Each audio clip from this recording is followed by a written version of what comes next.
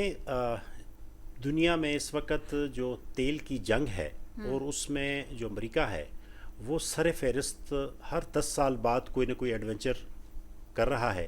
دیکھیں عراق کو لے لیں، لیبیا کو لے لیں، سعودی عرب کو لے لیں، وینزویلا کو لے لیں.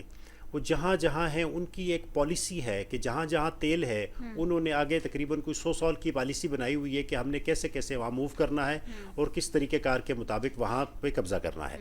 اب اس سے پہلے جتنے بھی قبضے ہو چکے ہیں، لیکن بہرحال اس وقت دیکھیں کہ وینزویلا پر جو حملے کی جو بھرپور مذمت کی ہے وہ صرف بدقسمتی یہ کہ چند ایک ملکوں نے کی ہے، جس میں ایران، روس، چین، کولمبیا، کیوبا، برطانیہ یا اقوام متحدہ ہے. اس کے علاوہ یورپ پورا خاموش بیٹھا ہوا ہے، کینیڈا آپ کا خاموش بیٹھا ہوا ہے، آسٹریلیا آپ کا خاموش بیٹھا ہوا ہے. باقی جو تقریباً کوئی 90% دنیا ہے وہ بالکل خاموش بیٹھی ہوئی ہے.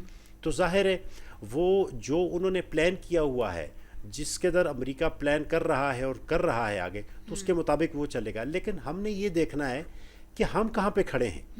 بدقسمتی یہ ہے کہ اگر وہاں پہ رجیم چینج بھی ہوتا ہے، دیکھیں رجیم چینج جو ہے یہ مختلف طریقہ کار کے مطابق ہو رہا ہے. اس دفعہ دیکھیں جو ایرانی جو عوام ہے نا، جن کی 40 سال عمریں ہو گئی ہیں، وہ بچے وہ ابھی جوان ہو چکے ہیں، آگے ان کے بچے ہونے کو جا رہے ہیں. وہ دیکھ رہے ہیں کہ ہم نے پابندیوں میں زندگی گزار دی، آگے ہمارے بچے بھی پابندیوں میں زندگی گزاریں گے. ہم دنیا سے کٹ آف ہو گئے ہیں، ہم دنیا کی یونیورسٹیز ہمیں داخلہ نہیں دیتی، دنیا کے جو بینکس ہیں اس میں ہمارے اکاؤنٹس نہیں کھلتے، دنیا کے ساتھ ہم بزنس نہیں کر سکتے، دنیا ہمیں ویزے نہیں دیتی. تو وہ ایک خلفشار جو ہے نا وہ جی وہ ڈیفینیٹلی وہ ایک آزادی چاہتے ہیں. وہ اسی لیے کہ نہیں ان کی پرسنٹیج آئی تھنک میں سمجھتا ہوں کہ 60% سے اوپر ہے.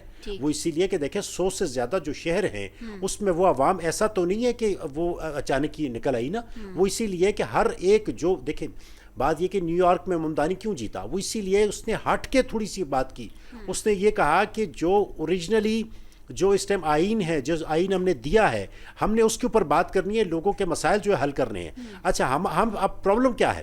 پرابلم ہمیں ہے کہ اگر کوئی پاکستان کے اندر جو ہے وہ سوری امریکہ ایران کے اندر امریکہ کی رجیم چینج کرتا ہے اور اس سے وہاں پہ کوئی نئی حکومت آتی ہے جو کہ امریکہ کی اشیر بات کے ساتھ آتی ہے، تو جو ہمارے ہاں پاکستان کے جو ممکنہ خطرات ہیں یا نقصانات ہیں، اب یہ دیکھیں کہ ایک تو بات یہ کہ آپ یہی سیدھا سمجھ لیں کہ اسرائیل اور بھارت یعنی موساد اور را جو ہے وہ آپ کی ایران میں بیٹھ گئی ہے.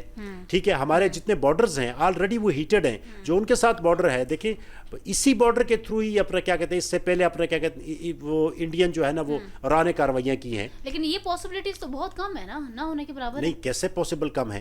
بات یہ ہے کہ جو ممکنہ نقصانات ہیں اس میں ایک تو امن و استحکام کا خطرہ ہے. ایران میں رجیم چینج سے پاکستان کے مغربی جو سرحد ہے، سرحدوں میں امن و استحکام کا خطرہ ہو جائے گا.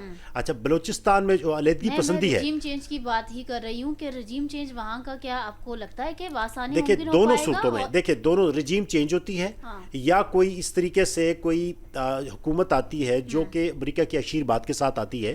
ٹھیک ہے، جو موجودہ سیٹ اپ ہے وہ ڈسٹرب ہوتا ہے تو آپ کے یہاں چیزیں بہت ڈفرنٹ ہو جاتی ہیں. دیکھیں بلوچستان میں جو علیحدگی پسندی ہے، بلوچستان میں علیحدگی پسند تحریکوں کو نئی زندگی مل جائے گی. ٹھیک ہے، اچھا دہشت گردی کا خطرہ جو پاکستان میں ہے وہ پہلے سے کہیں زیادہ بڑھ جائے گا. اچھا چین کے ساتھ جو پاکستان کی اقتصادی راہداری کا خطرہ ہے، چین وہ جو ہے نا وہ سبوتاژ کرنے کی کوششیں بڑھ سکتی ہیں.